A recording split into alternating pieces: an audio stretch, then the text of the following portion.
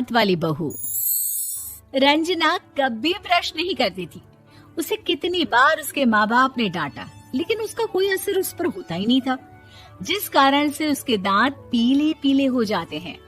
शादी के बाद। अरे बहू, वैसे तो तुझ में कोई कमी नहीं है, पर तेरे दांत इतने पीले कैसे हैं बेटा? कैसे मतलब? कोई सर्जरी थोड़ी ना कराई है। वो तो क्या नाम, मैं ब्रश नहीं करती थी तो पीले हो गए। अब क्या करूं? आप कहे तो लाल करवा लूं या फिर काले? यार ये क्या है, क्यों माँ से लड़ रही हो? लड़ रही हूँ? अरे मैं लड़ रही हूँ या ये बोल रही है कि दांत पीले हैं, पीले। अरे तपस्या थोड़ी ना की है इन्हें पीले करने के लिए। बकायदा ब्रश नहीं किया है 20 साल तक, तब जाकर। छी, कैसी बात कर रही हो? ये उस वक्त तो पीले नहीं थे जब हम लोग तुम्हें देखने आए थे। अरे तब साफ करवा लिया होगा डेंटिस्ट के पास जाकर। अब देखो कैसे पीले पीले लग रहे हैं। रंजना सास की तरफ गुस्से से देखती है। फिर शुरू हो गई पीले पीले पीले। अरे पीले तो तब भी थे जब मेरे हाथ का रसगुल्ला उड़ा उड़ा कर खा रही थी और बोल रही थी, लड़की नहीं गुणों का खजाना दे रहे भाई साहब आप। खैर, अब वो लोग करते भी तो क्या करते, पीले दांत वाली बहू पल्ले पड़ी थी तो झेलना तो था ही। एक दिन कीर्तन में रंजना गाना गा रही थी। अरे कमला बहन, माँ का द्वार है, यहाँ तो सब शुद्ध होकर आते हैं, फिर अपनी बहू को ब्रश भी नहीं करवाती तुम। दूर से पीले पीले दांत भक्ति में बाधा उत्पन्न कर रहे हैं। और कोई 2 साल के बच्चे थोड़ी ना लेकर आई हूँ मैं बहू बनाकर। अच्छी खासी लड़की है, अरे कैसे करवाऊं ब्रश? ये तो उसे खुद करना चाहिए ना। अब माँ बाप तो इसके जैसे तैसे निपटा दिए, ये नहीं सोचा कि सास कैसे संभालेगी। सास बहू को लेकर घर आ जाती है, लेकिन सोच लेती है कि अब इसे लेकर कहीं नहीं जाएगी। अगले रोज बहू कहती है, अरे क्या हो गया, मंदिर नहीं जाना क्या? कीर्तन का वक्त हो रहा है।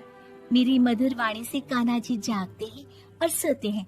आप तो जानती है ना उनकी भक्ति में कितना मन लगता है मेरा।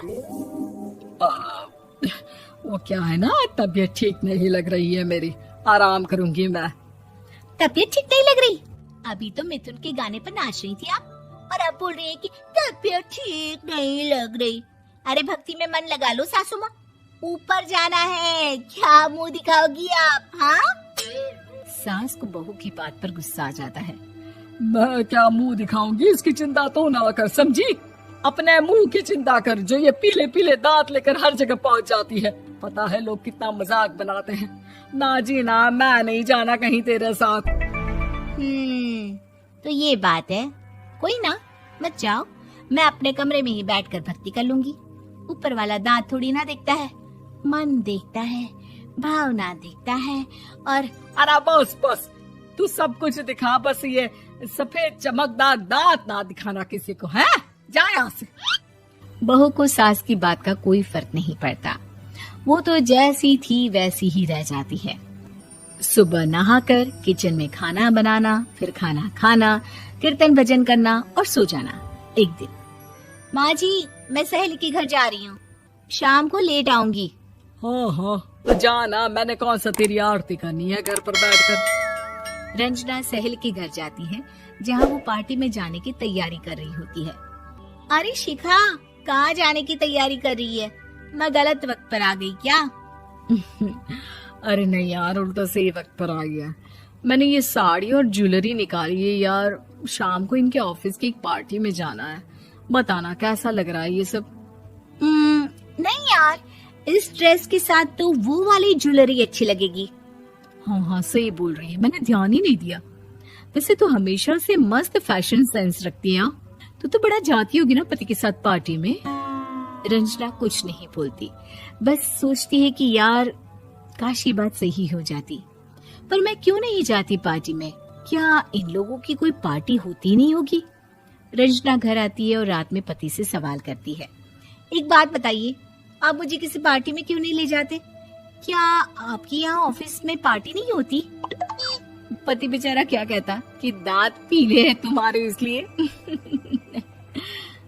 अरे कोई पार्टी होती नहीं हम लोगों के ऑफिस में, तो कहाँ से लेकर जाऊं? और मार्केट, मॉल, कहीं वीकेंड घूमना, कहीं तो। अरे यार, सारे हफ्ते में एक छुट्टी मिलती है, तो सोचता हूँ कि आराम ही कर लूं। क्यों? रंजना मन मार के रह जाती है। पहले कभी सास के साथ मंदिर जाया करती थी, लेकिन वो भी सास ने ले जाना बंद कर दिया। घर बैठी बैठी रंजना बोर हो जाती है। तभी उसे आइडिया आता है और वो मायके जाने का सोचती है। सासू माँ, 2 दिनों के लिए मम्मी के घर जा रही हूँ। अच्छा अच्छा, ठीक है, आराम से जा।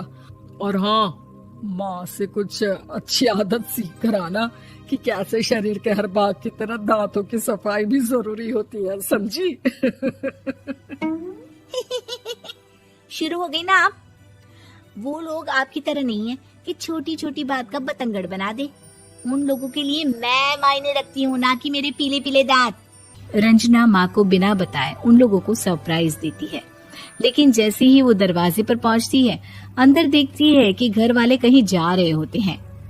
अब माँ, काश रंजना दीदी के दांतों वाली प्रॉब्लम नहीं होती, तो वो भी हम लोगों के साथ चलती ना बुआ जी की बेटी की शादी में। हाँ बेटा, लेकिन अब उसे कौन समझाए कि उसको उसके पीले दांत नहीं दिखते, लेकिन उसके आसपास के लोगों को कितना एम्बैरेसिंग फील कराते हैं। मुझे तो कितनी बार उसके स्कूल की टीचर ने शिकायत की कि उसके साथ कोई लड़की बैठना भी नहीं चाहती, और ना ही कॉलेज में कोई उससे बात करना चाहता था। लेकिन पता नहीं क्यों उसे ये बात समझ में ही नहीं आती। कोई कमी नहीं है उस लड़की में, बस यही कि दांत पीले हैं। वो तो भला हो जीजा जी और उनकी माँ का, जो दीदी को जैसी है वैसे ही रखा हुआ है। रंजना को अपने घर वालों की बात सुनकर बहुत दुख होता है। वो सोचती है कि वो क्या करे, लेकिन फिर वो सीधा डेंटिस्ट के पास जाती है, अपने दांत चमकाती है और कसम खाती है कि वो रोज ब्रश करेगी। अरे क्या हो गया? तुम तो 2 दिनों के लिए गई थी ना, पर कोई ना, अच्छा है, चलो आ गई तो। रंजना सास के सामने आकर खड़ी हो जाती है और पूरी स्माइल करती है, उसके चमकदार दांतों को दिखाती हुई। हैं? चले मंदिर? माँ, मुझे माफ कर दीजिए, मैंने आप लोगों को बहुत एम्बैरेसिंग फील करवाया। मैं आज से रोज ब्रश करूंगी।